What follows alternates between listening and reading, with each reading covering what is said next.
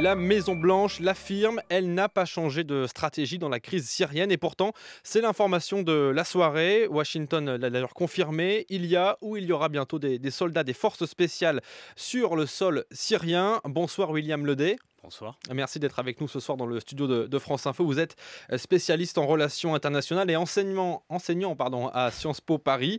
Je le disais donc, des soldats américains bientôt sur le sol syrien, mais ils ne seront pas très nombreux, à peine une cinquantaine. Est-ce que c'est une décision anecdotique ou c'est vraiment un réel changement de cap de la part des Américains ?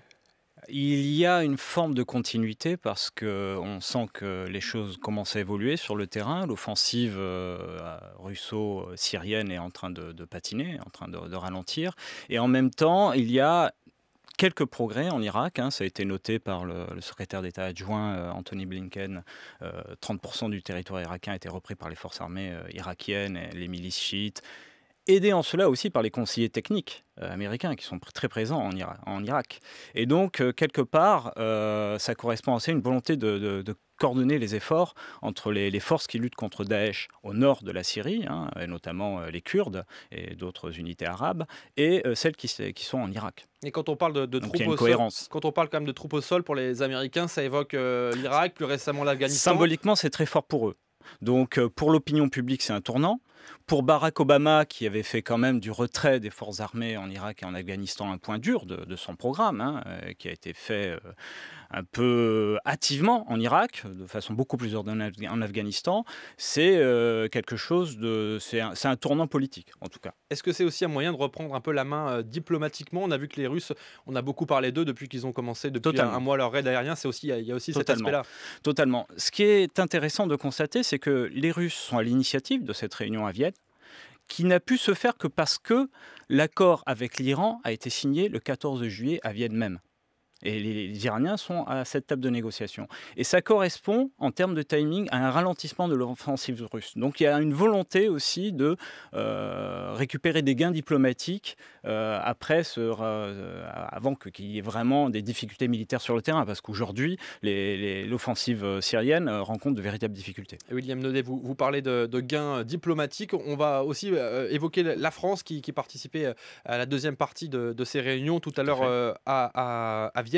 En Autriche, et je vous propose d'écouter Laurent Fabius, le ministre des Affaires étrangères, qui s'est exprimé. Pour lui, il faut que cette crise en Syrie cesse au plus vite. Nous avons discuté pendant 8 heures. Il y a évidemment des points de désaccord et le principal est le rôle futur de M. Bachar el-Assad. Pour nous, les choses sont claires. Il est le principal responsable du désastre syrien et donc il n'est pas question qu'il soit le futur de la Syrie. Nous avons examiné tous les points et il y a un certain nombre de points sur lesquels nous avons avancé. En particulier sur le processus politique, sur la question du gouvernement de transition, sur les élections, sur la constitution future et sur d'autres aspects encore. Mais nous ne sommes pas arrivés à un accord complet. Mais les choses ont suffisamment avancé tout de même pour que nous nous donnions rendez-vous dans 15 jours, dans la même configuration, pour aller plus loin. William Ledet, qu'est-ce qu'il faut retenir de ces discussions d'aujourd'hui ? Plutôt le blocage qui continue sur Bachar el-Assad ou, comme le disait Laurent Fabius, les quelques avancées qu'il évoque ? C'est une avancée majeure que 20 délégations qui sont parties prenantes du conflit syrien, qui est une guerre civile internationalisée, soient présentes autour de la même table. Et en ça, c'est un succès, indéniablement. Et il y a un rendez-vous, c'est dans 15 jours, et probablement c'est l'amorce d'un processus. Il était impossible de régler une telle crise en l'espace de 8 heures.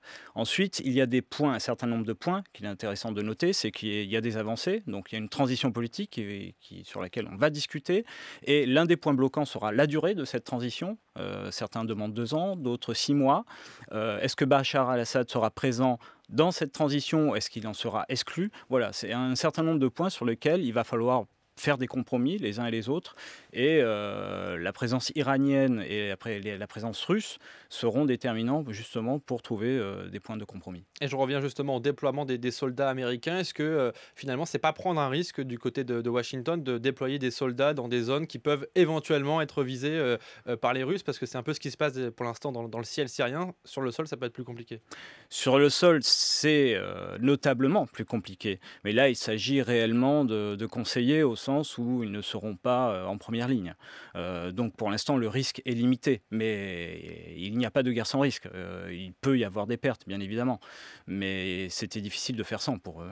Et tous les acteurs se retrouveront donc, vous l'avez dit, dans 15 jours pour un nouveau sommet à Vienne. Merci beaucoup William Lefebvre pour votre éclairage ce soir sur France Info. Je rappelle que vous êtes enseignant à Sciences Po Paris et spécialiste des relations internationales.